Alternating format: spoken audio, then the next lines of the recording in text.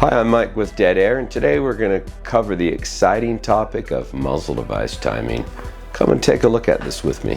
3-prong Keymo, obviously. There's a couple different ways that you can wrench on this.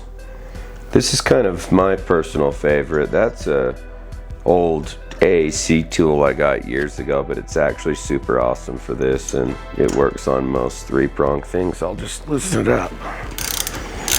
You want that to be about 35, 40 foot-pounds, something like that. A couple of other options.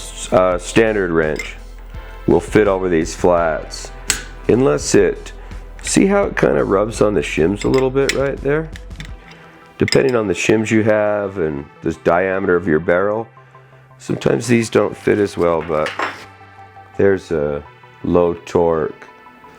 Isn't that a nice wrench? Snap on. That'll go right on there and work for you. I know it says low torque, but you can go for it. Tighten that down good. Now we'll set this up shim wise. Pretend like those weren't on there. What I like to do is tighten the muzzle device down.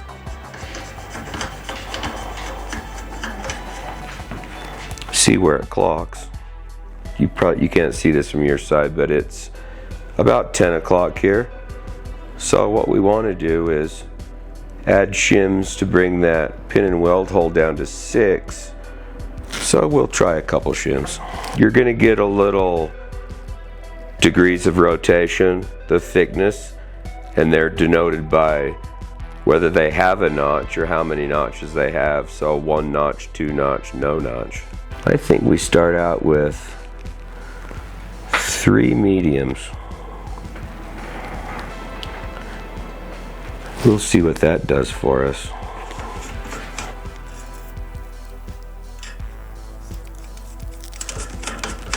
I like to seat those shims up and just kind of see exactly where it's going to lie. We're going to take one of those medium ones out.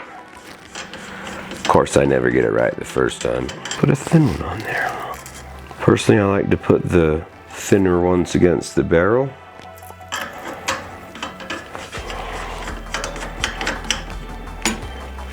Okay, that's going to get us a little closer.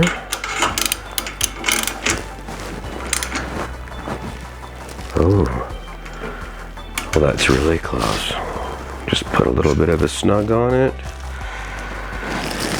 That's actually not too bad.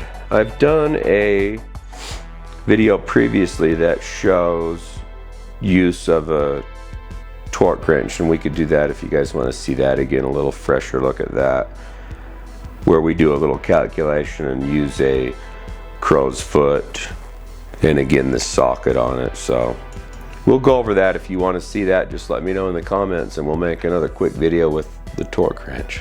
Might take a couple tries to find the right amount of shims, but it only takes a minute.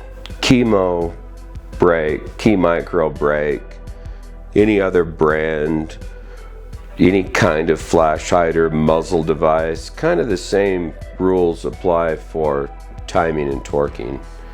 Just if you're not going to use a torque wrench, just don't over tighten it crazy. A good snugging. If you want to be sure, use a torque wrench, but once you get over about 50, it will make your rifle shoot poorly. So that's your big thing that you want to avoid there when putting muzzle devices on rifles. Generally, I don't use Loctite or Rockset or any kind of thread locker, but you certainly can pick the kind you like and use that. That won't ever cause you any trouble that I've seen, other than when it'll help to get it tight and maybe a little hard to take it off. A flash hider doesn't really need to be timed, but I like to do my best work very neatly, so I like to time one.